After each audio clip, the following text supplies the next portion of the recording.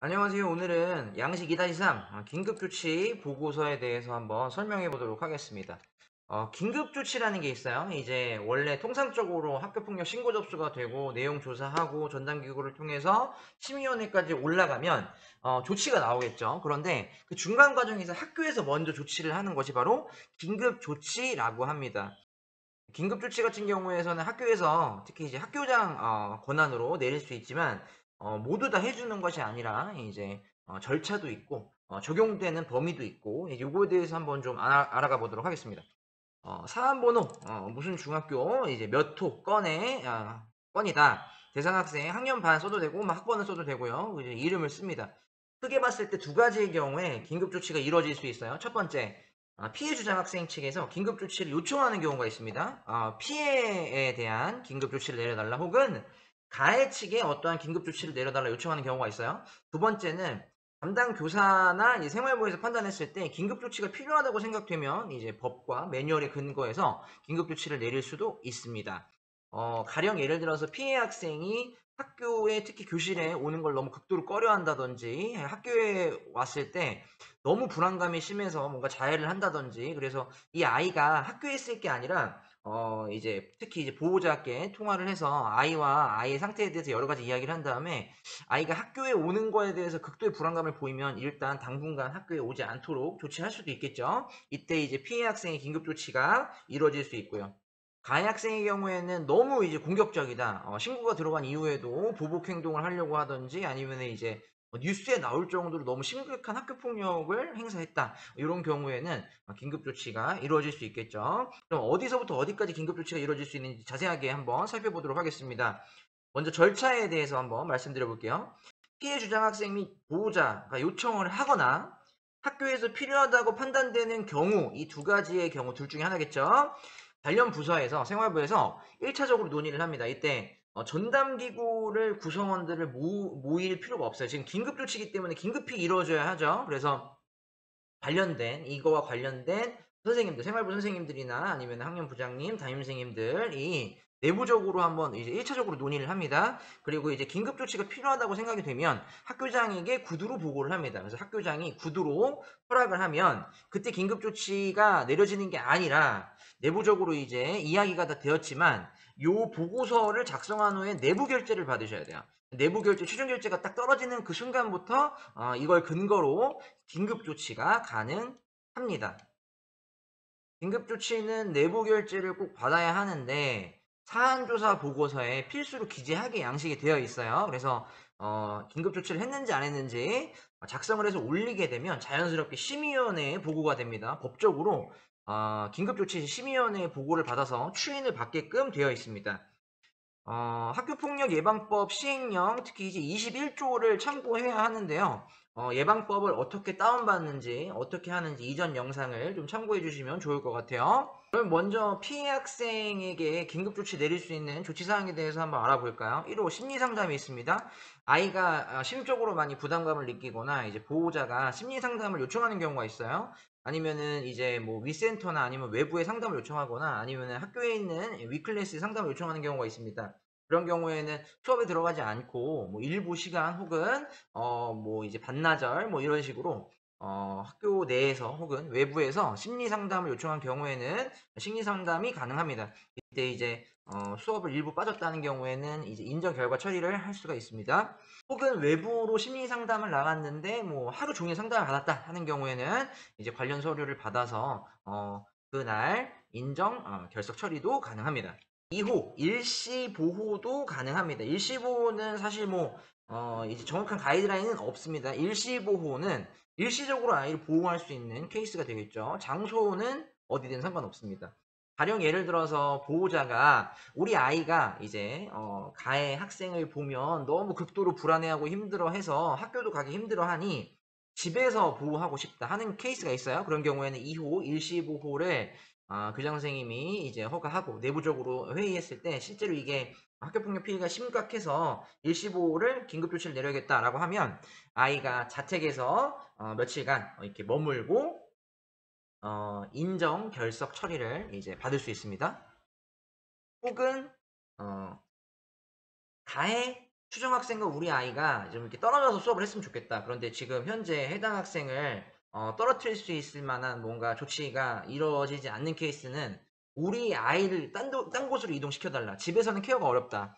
그런 경우에는 학교 생활부에서 내부적으로 논의해서 뭐 특별한 이제 별도의 공간이나 아니면 학년부에 이제 요청을 해서 아이가 좀 분리되어서 좀 이렇게 보호받을 수 있도록 조치도 가능합니다. 6호, 그 밖에 피해 학생을 위한 필요한 조치가 있을 수 있습니다. 사실은 이게 이제 완전히 뭉뚱그려져 있죠.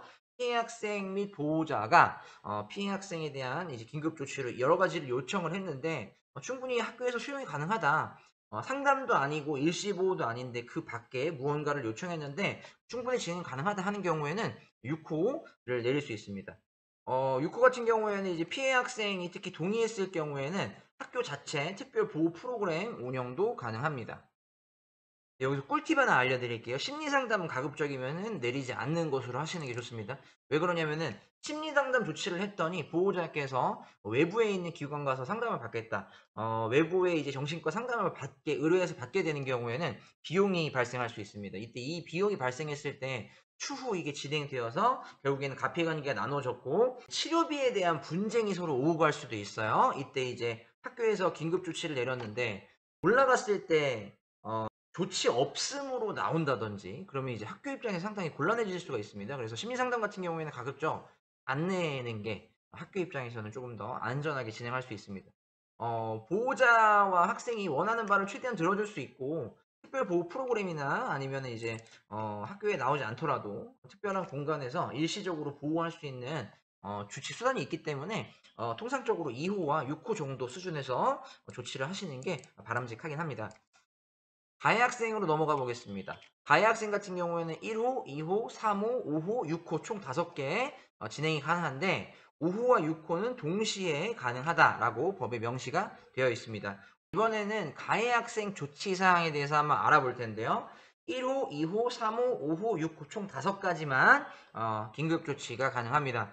5호와 6호는 동시에 가능하다라고 되어 있는데 해석이 크게 두 가지가 될 수 있을 것 같아요. 5호는 특별교육이고 6호는 출석정지인데 첫 번째, 해당 학생이 너무 학교폭력의 정도가 심하고 신고가 들어갔는데도 너무 공격적인 성향이 강해서 일단 피해 주장학생과 가해 추정학생을 분리시켜야겠다. 이게 너무 심각한 상황이다 하는 경우에는 이제 출석정지 조치를 내릴 수 있겠죠. 하지만 출석정지도 계속해서 뭐 5일, 15일, 뭐 20일 이렇게 내리기는 사실 좀 어렵습니다. 그래서 특별교육을 일부 며칠만 부과하고 출석정지를 일부 며칠만 부과해서 두 학생을 최대한 심의위원회 전까지 좀 떨어뜨려 놓는 방안이 있을 수 있겠고요. 두 번째는 학생이 출석 정지를 했는데 보호자께서 맞벌이시고 아이가 케어가 안 되고 아이가 오히려 학교에 안 나오는 걸 좋아하면서 이때 이제 다른 학교에 있는 친구들이랑 어울려 지내면서 뭔가 담배도 피고 술도 마시고 낮에 뭐 길 가는 사람한테 시비 걸고 뭐 이런 케이스들이 가끔 가다가 있습니다. 학생들 중에서. 그런 경우에 완전히 이제 학생이 케어가 안 되는 경우에 출석 정지를 내렸는데 아이가 밖에서 뭐 교통사고를 당했다든지 아니면은 사고를 뭔가 쳐서 누군가를 때렸다든지 이러면 상당히 이제 일 자체가 복잡해질 수가 있어요. 그래서 집에서도 케어가 안 되는 경우는 5호를 같이 병과해서 6호 처분 기간 내에 특별교육 기간에 가서 할 수도 있습니다. 그러니까 출석 정지를 5일 동안 했는데 특별교육도 5일로 해서 요거를 같은 날에 특별교육 기관에 가서 출석 정지를 이행하는 경우도 가능합니다. 6호 같은 경우에는 학교폭력 예방법 시행령 21조를 참고해야 되는데요. 요 내용에 대해서 한번 예방법을 한번 살펴보겠습니다. 예방법 시행령을 봐야 되는데 시행령을 보는 방법은 다운로드 받는 방법은 이전 영상에서 참고를 해주시면 되겠고요. 21조 법 제17조 제4항 학교장이 출석 정지를 조치할 수 있는 경우는 다음과 같다. 2명 이상의 학생이 고의 지속적으로 폭력을 행사한 경우에 가능하다. 그리고 학교 폭력을 행사해서 전치 2주 이상의 상해를 입었다. 학교의 폭력에 대한 신고, 진술, 자료 제공 등에 대한 보복으로 폭력을 행사하였다.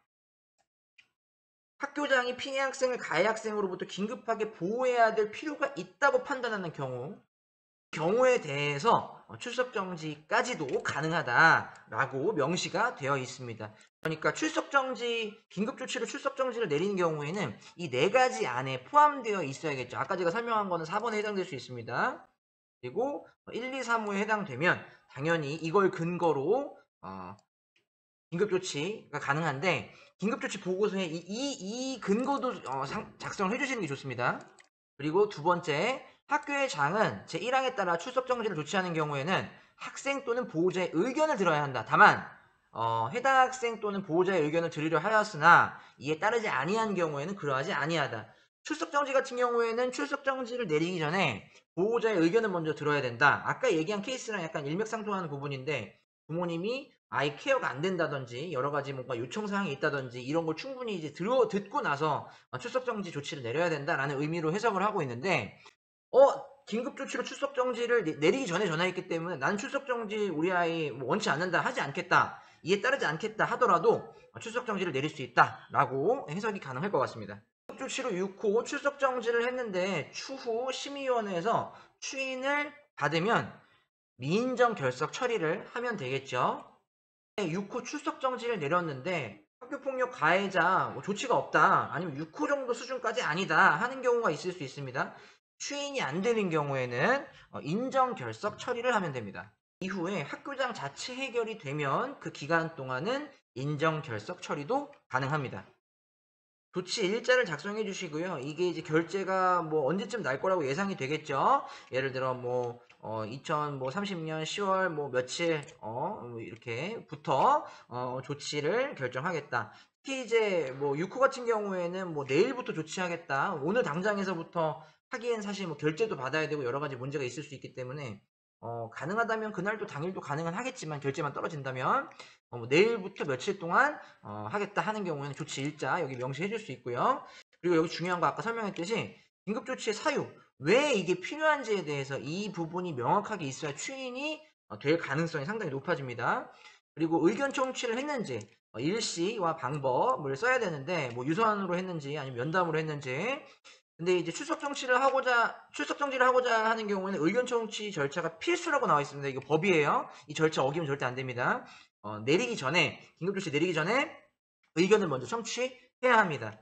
그래서 의견을 드리려 했으나 이에 따르지 않았는지, 의견을 청취를 했는지, 이 두 가지 중에서 한 가지를 적으면 되겠고요. 관련 학생 및 보호자한테 언제 통지할 건지, 통지 일자, 뭐 결제 직후 해도 되고, 내일부터 진행하니까 뭐 오늘 이제 예를 들어서 오늘 오후 시간대로 이제 결제가 떨어진 이후에 통지 일자. 통지 방법은 유선으로 해도 되고 등기로 해도 되겠지만 유선이 더 빠르겠죠. 근데 이제 녹음 내용 꼭 남겨놓으시길 바라겠습니다. 작성자 적고 이제 학교장 적은 다음에 최종 결제, 내부 결제 떨어지면 그때부터 이거를 긴급 조치가 가능하다라고 보시면 되겠습니다. 오늘은 여기까지 하겠습니다. 감사합니다.